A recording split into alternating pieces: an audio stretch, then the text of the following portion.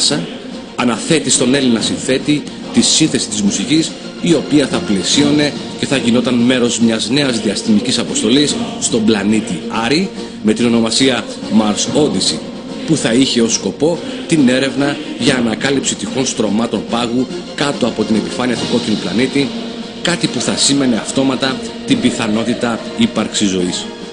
Όμως πριν ακόμα επιβεβαιωθεί η συναυλία από το τότε Υπουργείο Πολιτισμού και μέσω θύελλας αντιδράσεων από πολλούς καλλιτέχνες του ελληνικού στερεώματος, μιλώντας για υπέρογκα ποσά δαπανών και πιθανή καταστροφή των αρχαίων μνημείων, η συναυλία αρχικά αναβλήθηκε και τέλος ματαιώθηκε. Τότε επενέβη η ΝΑΣΑ και μέσω της αμερικανικής κυβέρνησης ανέλαβε την πλήρη χρηματοδότηση της συναυλίας.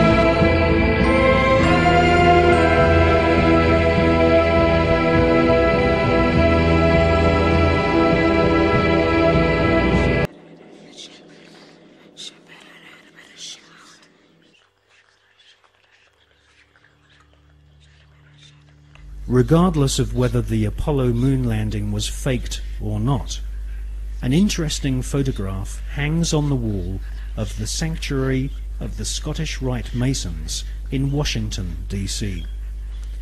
This photograph shows astronaut Neil Armstrong holding a Masonic apron over his spacesuit. The photograph has seemingly been taken on the moon, or at least on a studio set which resembles the surface of the moon.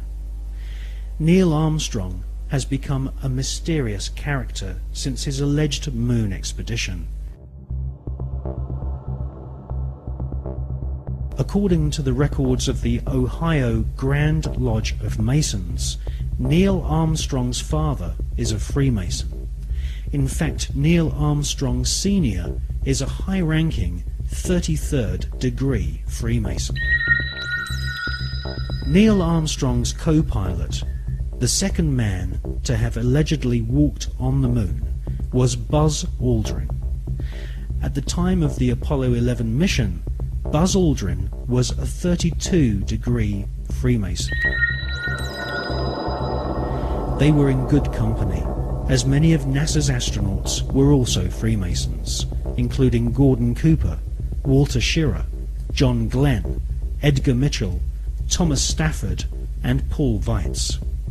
These men were all members of the Brotherhood, all sworn to keep secrets on pain of death. These astronaut Masons were under the leadership of Kenneth Kleineknecht, who was NASA's Apollo space program manager. According to an article and photograph published in the Masonic magazine Scottish Rite Journal, upon his return from the moon, Brother Buzz Aldrin presented a flag to Sovereign Grand Commander Smith, who was the Supreme Commander of the Supreme Council of 33rd degree Masons of the world. The flag Buzz Aldrin presented had been taken to the moon on Apollo 11. According to a Masonic lecture delivered at Beauverde University in 1994 by American Masonic historians, astronauts Buzz Aldrin and Neil Armstrong performed a Masonic ritual exactly 33 minutes after touchdown on the lunar surface. They temporarily planted the international flag of Scottish Rite Freemasonry, which features a large double-headed eagle. Therefore, the eagle has landed. Override off, engine arm off, 13 is in. We copy you down, Eagle. Houston, Tranquility Base here. The Eagle has landed. Roger, Tranquility. We copy you on the ground. You got a bunch of guys about to turn blue. We're breathing again. Thanks a lot. And we're getting a picture on the TV.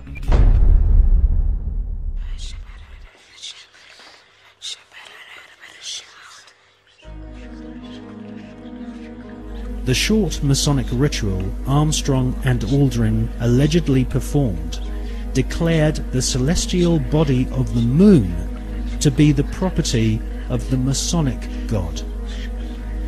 Who is the Masonic God? As confirmed by former Supreme Commander of the 33rd degree, and Grand Wizard of the Ku Klux Klan, Albert Pike, the Masonic god is Lucifer.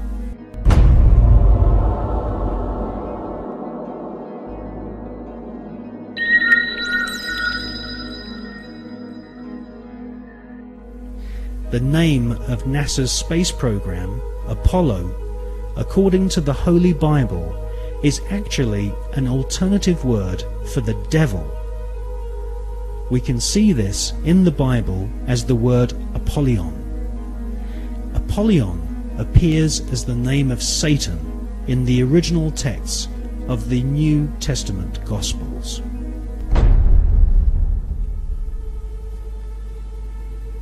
Like Christopher Columbus and many explorers before them, Armstrong and Aldrin used a flag to claim territory for their monarch.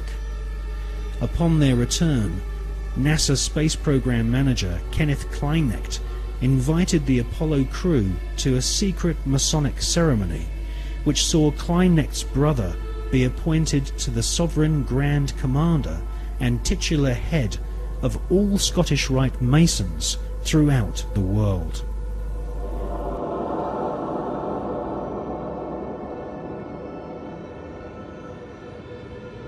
Once you learn the occult significance of words such as Apollo, Columbia, and Atlantis, you will realize that the occultically inspired murdering Nazis who developed NASA's space program have used names which are part of ritual, magic, and the occult.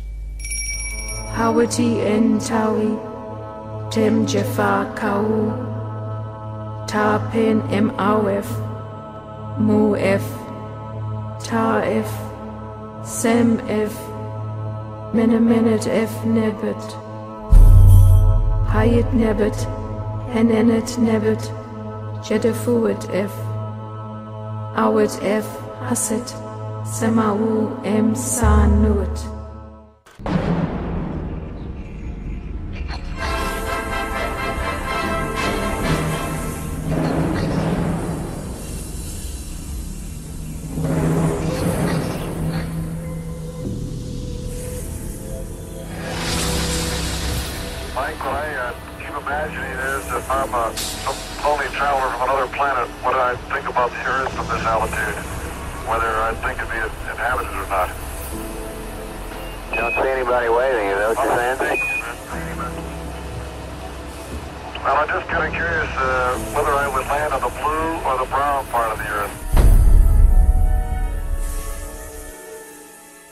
On the dark side of the moon, the secret face of our satellite planet, which only a few men in living history have ever seen, there lies a star-shaped crater called Parsons Crater, named after the rocket scientist John Parsons. John Parsons is known by several names. He was born under the name Marvel Whiteside Parsons, and soon became involved in the occult. Charles Taze Russell, who invented the Jehovah's Witness movement in America, predicted that the beginning of the end of the world would commence on October 2nd, 1914. On this very day, rocket scientist John Parsons, better known in occult circles as Jack Parsons, was born. A brilliant rocket engineer, Parsons soon entered into correspondence with SS Nazi officer Werner von Braun, and by the age of 13 had begun summoning evil spirits and demons using magical rituals which Parsons had learnt from British occultist Aleister Crowley. Aleister Crowley styled himself as the Beast, and Jack Parsons referred to Aleister Crowley as his father.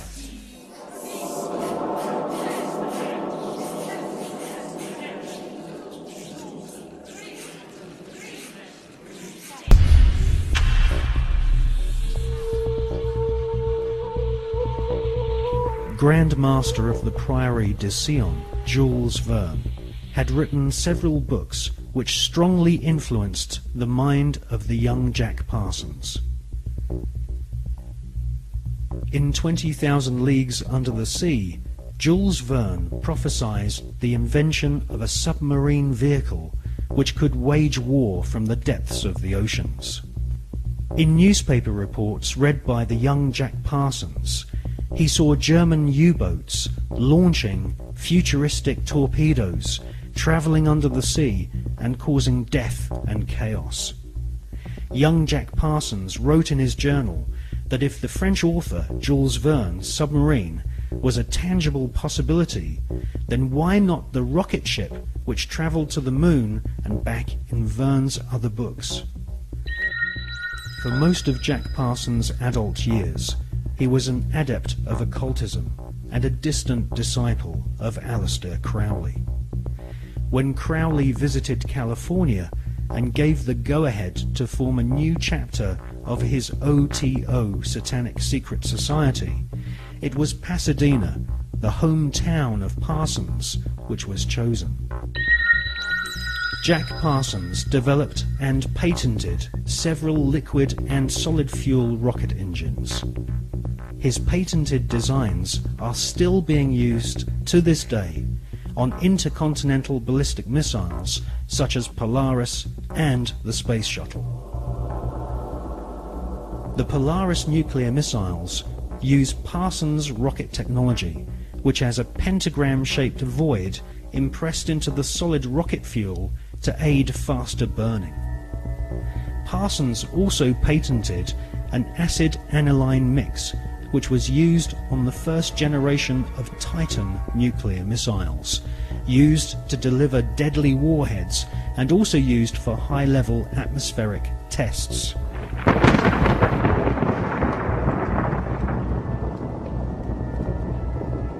Coincidentally, Jack Parsons' occult mentor, the British beast Aleister Crowley, used to often call himself the nickname Titan.